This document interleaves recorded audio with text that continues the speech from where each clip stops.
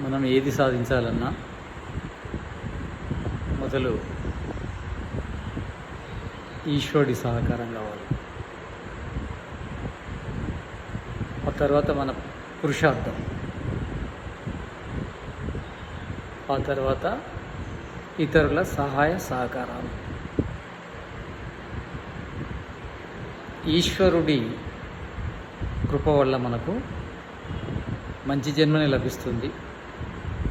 శారీరకంగా, మానసికంగా, ఆర్థికంగా అన్ని రకాల అభివృద్ధిలో ఉంటాము కనుక మన పురుషార్థము తక్కువ చేసిన ఫలితం బాగానే లభిస్తుంది. కనుక ఈశ్వరుడిని ప్రార్థించాలి. ఏదైనా ఈశ్వరుడి నుంచే లభిస్తుంది. డైరెక్ట్ ఈశ్వరుడి నుంచి లభించే విధంగా